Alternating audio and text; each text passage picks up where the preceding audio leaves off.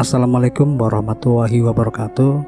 Selamat datang kembali di channel Suket Teki.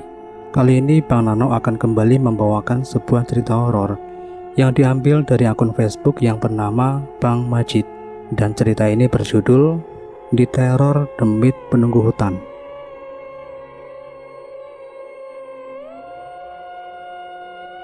Sebelum masuk ke ceritanya, buat teman-teman yang baru menemukan channel ini, silakan klik tombol subscribe dan nyalakan lonceng notifikasinya agar kalian tidak ketinggalan update cerita terbaru dari channel ini.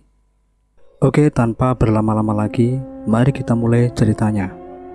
Sebut saja namanya Putri. Saat tahun 2015, Putri yang sedang menjalani libur panjang sekolah merasa bosan dan tidak betah di rumah, sehingga berniat ikut orang tuanya untuk berladang yang kebetulan ladang atau sawahnya berada lumayan jauh dari desa yang ia tinggali. Awalnya kedua orang tuanya melarang Putri untuk ikut berladang dengan alasan untuk menjaga rumah di desa. Maklum, Putri adalah anak satu-satunya di keluarga itu dan orang tuanya pun seringkali pergi ke ladang hingga 5 hari. Dan tentu saja, itu membuat Putri sangatlah kesepian. Akhirnya setelah rayu-merayu, si Putri pun diperbolehkan untuk ikut ke ladang besok harinya bersama dengan kedua orang tuanya. Dengan syarat, Putri tidak boleh membantu dan hanya diam di pondok saja, sembari menyiapkan makanan saat orang tuanya selesai beraktivitas di ladang nantinya. Besoknya mereka pun berangkat menuju ladang dengan Putri yang terlihat sangat bersemangat. Kira-kira setelah 3 jam perjalanan, sampailah mereka di ladang di mana menurut kesaksian Putri, ladang tersebut berada jauh di dalam hutan dan tidak ada lagi ladang-ladang warga lain selain yang digarap oleh orang tuanya Putri tersebut. Di sana pun jelas tidak ada rumah-rumah warga dan pondok sawah mereka adalah satu-satunya rumah yang ada di hutan itu. Putri yang merasa cukup lelah akibat perjalanan siang itu pun mulai mengantuk. Ditambah lagi hembusan angin hutan yang sejuk yang terus berembus menerpa tubuh lelahnya, sehingga rasa kantuk itu pun mulai membuat matanya tidak kuat dan akhirnya Putri pun tertidur lelap. Tak terasa waktu sudah menunjukkan sore hari dan Putri pun terbangun dari tidurnya. "Abah, Uma," ucap Putri sembari beranjak dari tikar atau alas tempat dia tertidur tadi. Ayah dan ibu di ladang mungkin," gumam Putri dalam hati sambil berjalan ke belakang pondok, sembari mencari jamban atau kamar kecil yang kebetulan saat bangun tidur tadi dia kebelet ingin buang air kecil. Tepat berada di belakang pondok yang berjarak kira-kira 10 meter, terlihatlah sebuah jamban atau kamar kecil. Putri pun langsung setengah berlari menghampiri jamban tersebut. Namun, ketika sudah dekat dengan daun pintu dari jamban itu, entah dari mana datangnya, tiba-tiba bapaknya Putri langsung masuk ke dalam kamar kecil tersebut. Hingga itu membuat Putri sedikit kesal. "Aduh bah, Putri sudah gak kuat nih bah," ucap Putri sembari menatap kesal ke arah pintu jamban tersebut. Putri pun dengan sangat terpaksa harus menunggu dulu sampai bapaknya selesai. Namun kira-kira sampai 30 menit bapaknya tidak juga kunjung keluar dari jamban tersebut. Si Putri yang sudah dari tadi menunggu pun akhirnya bertambah kesal dan menggedor-gedor pintu jamban itu. "Abah, lekas bah," teriak Putri. Namun tidak ada respon dari dalam selain suara batuk dari bapaknya tersebut. Putri pun kembali duduk dengan jarak sekitar 5 meter dari pintu jamban tersebut, sembari menahan rasa ingin pipisnya yang semakin tidak tertahan itu. Sesekali Putri menoleh ke bawah pintu jamban yang kebetulan terlihat ujung kaki dari bapaknya tersebut. Namun setelah lama menunggu, bapaknya Putri tidak kunjung keluar dan hanya suara batuk yang terdengar dari arah dalam jamban tersebut. Di tengah rasa kesalnya, tiba-tiba saja muncul bapaknya Putri berjalan dari arah belakang tempat dia duduk sembari menuju jamban itu. "Ngapain kamu melamun di situ, Put?" ucap bapaknya seraya membuka pintu jamban tersebut lalu memasukinya. Melihat itu pun, Putri langsung tersentak kaget dengan mata terbelalak dan mulut yang menganga. "Siapa tadi sebelum Abah masuk?" gumamnya dalam hati. Tidak berapa lama setelah itu, bapaknya Putri pun keluar dari jamban itu. "Kenapa basah celananya, Nak? Kencing ya kamu?" ucap bapak Putri sembari menahan tertawa. "Harusnya bilang kalau mau pipis, Nak. Biar tadi kamu yang duluan yang pipis, baru bapak," sambung bapak Putri. Putri pun hanya diam dan beranjak menuju pemandian guna membersihkan badannya. Menurut cerita Putri, saat itu dia tidak sadar bahwa dirinya terkencing di celana. Ya mungkin karena saking kaget dan syoknya saat menyadari bahwa ternyata tidak ada siapa-siapa di dalam jamban itu. Tapi yang dilihat Putri itu kaki siapa? Dan siapa yang patuk dari arah jamban tersebut di saat Putri sedang duduk menunggu di luar? Malam pun tiba. Setelah makan malam dan ngalor ngidul beberapa saat, bapak dan ibunya Putri pun langsung menggantung kelambu atau memasang kelambu untuk bersiap-siap tidur.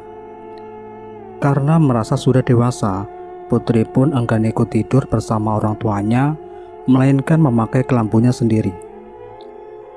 Tak berapa lama kemudian, mereka pun akhirnya tertidur lelap. Kira-kira sekitar pukul 1 dini hari, tiba-tiba Putri merasa dingin di bagian belakangnya. Kebetulan pada saat itu dia tidur menyampingi ke arah kanan. Putri pun merasa aneh karena hawa dingin yang berasal dari arah belakang dirinya tersebut dirasa dingin yang sangat aneh, sehingga membuatnya penasaran dan perlahan-lahan mengambil posisi terlentang dan mengarahkan pandangannya ke arah tersebut. Astagfirullah. Di tengah pencahayaan lampu tembok yang ala kadarnya tersebut, Putri tersentak kaget dengan apa yang dilihatnya. Dia melihat sesosok wanita berambut panjang yang sedang rebahan menyamping menghadap ke arahnya.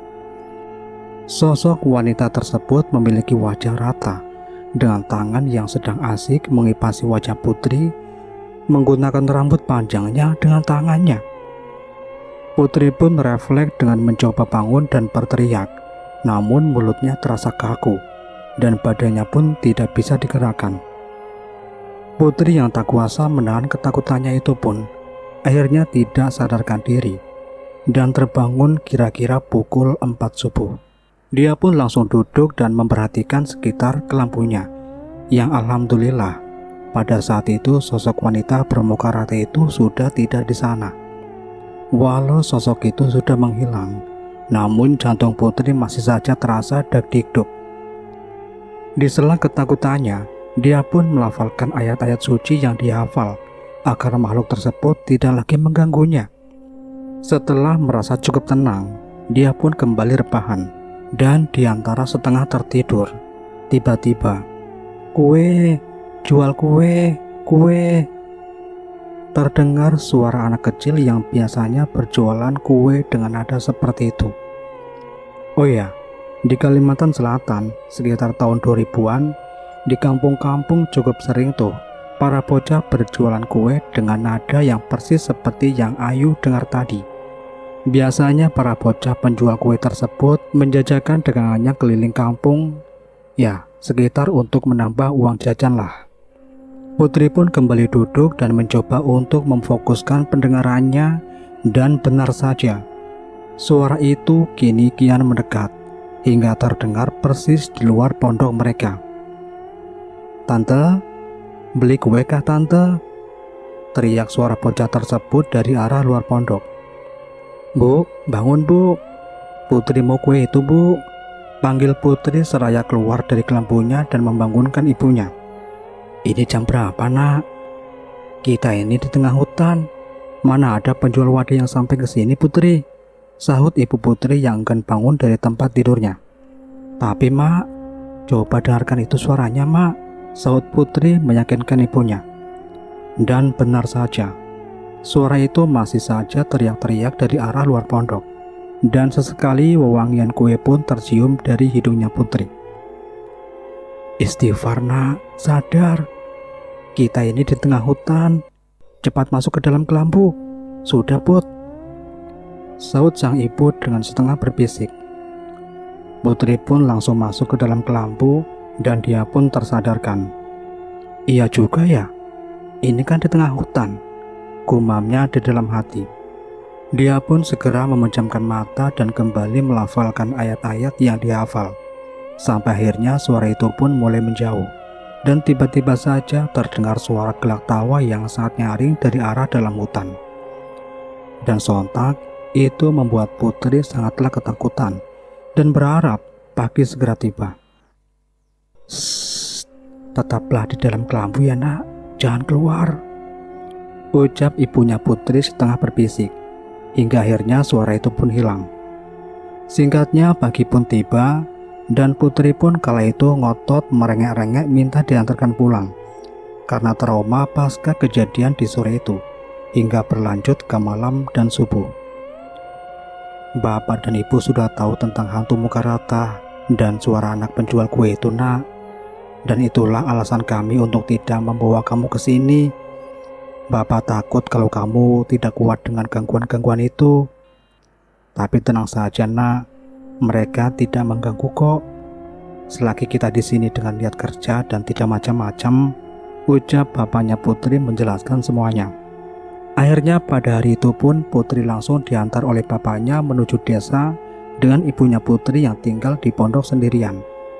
Dan ibunya Putri ini sudah terbiasa melihat yang aneh-aneh di hutan itu, entah siang atau malam hari. Namun, beliau sudah tidak aneh dan merasa takut lagi dengan apa yang beliau lihat. "Ya, selama saya di sana, mereka tidak ganggu kok," kata ibunya Putri. Kita lanjut ke cerita yang kedua. Cerita ini datang dari ibuku langsung yang mengalami kejadian ini di kantor beliau. Kenapa aku beri judul Kantor Juanda? Karena letak kantor ini berada di jalan yang bernama Jalan Juanda. Oke, kita mulai ceritanya. Ibuku adalah seorang karyawati di salah satu BUMN. Beliau sudah mengabdi selama hampir 30 tahun di kantor tersebut.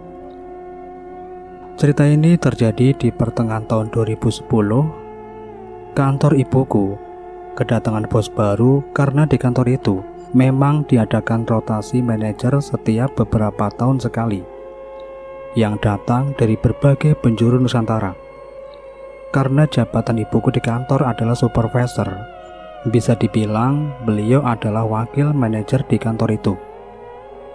Dan bos baru ibuku ini datang dari Sulawesi.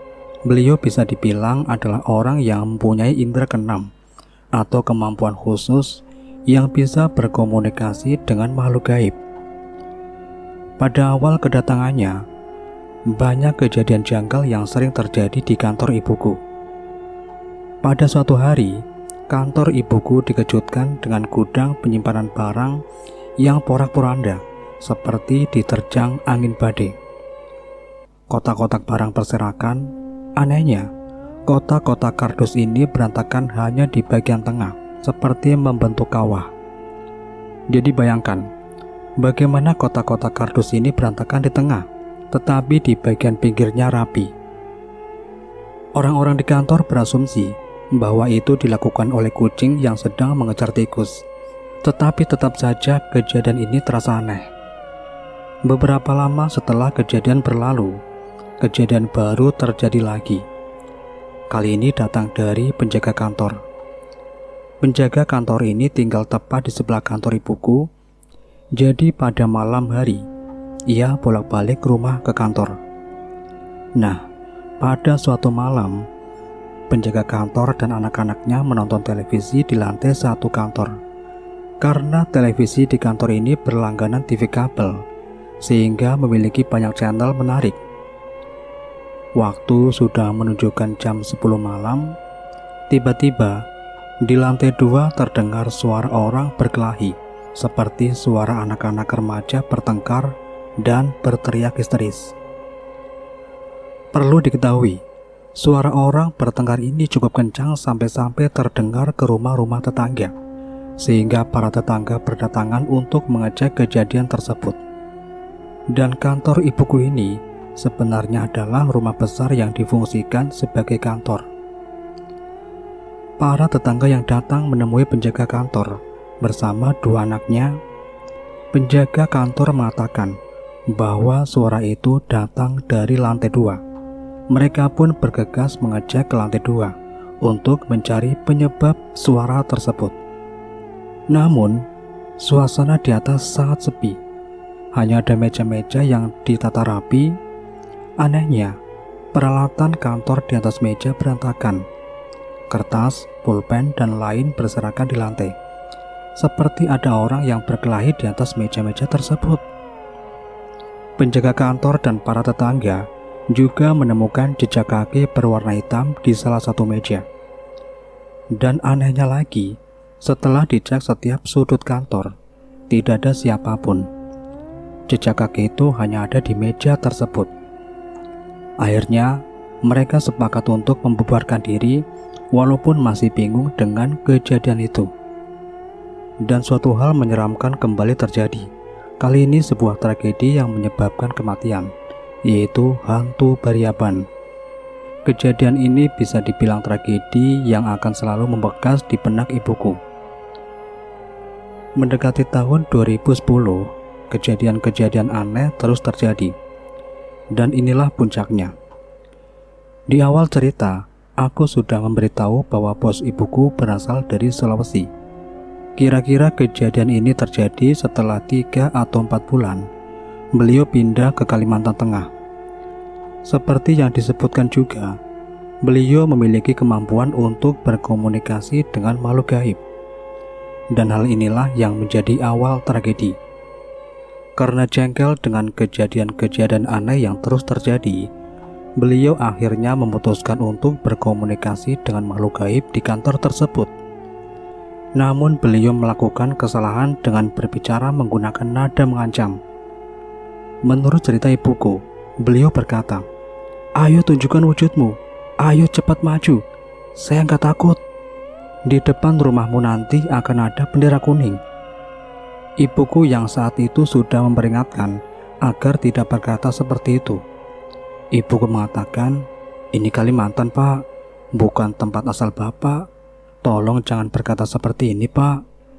Namun bosnya menjawab, "Tidak apa-apa, Bu. Saya sudah biasa dengan hal seperti ini." Inilah kesalahan fatal yang dilakukan beliau. Seminggu setelah kejadian itu, anak perempuan beliau yang masih berumur 4 tahun sakit keras. Sudah dibawa ke dokter berkali-kali, tetapi tidak ada yang tahu penyebabnya.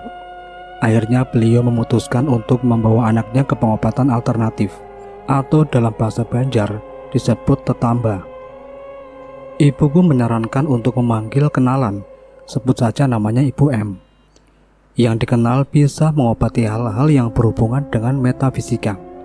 Ibu M pun datang dan mulai mengobati. Anak tersebut perlahan membaik, yang awalnya terus menangis seperti kesakitan mulai tenang. Pengobatan di hari Rabu itu disudahi dan akan dilanjutkan keesokan harinya. Namun, pada malam harinya, saat Ibu M tidur, beliau bermimpi didatangi makhluk besar berwarna hitam, berbulu, bermata merah menyala, dengan kuku panjang seperti dilumuri darah. Di Kalimantan, hantu itu disebut hantu Bariaban. Dan makhluk itu berkata, "Berhenti mengobati anak itu. Kalau kamu tetap mengobati, kamu juga akan mati. Kamu tidak ada urusan dalam hal ini. Jika kamu tetap ikut campur, kamu akan kami bawa juga." Keesokan harinya, yaitu hari Kamis, Ibu M tidak datang dan mengatakan sudah tidak bisa melanjutkan pengobatan. Pada Kamis malam, anak perempuan bos ibuku pun meninggal dunia. Setelah kejadian itu, bos ibuku kembali ke Sulawesi untuk menguburkan anaknya dan memutuskan untuk tidak kembali ke Kalimantan lagi. Ada pepatah mengatakan, di mana bumi dipijak, di situ langit dijunjung. Kita harus menghormati adat istiadat di tempat kita tinggal.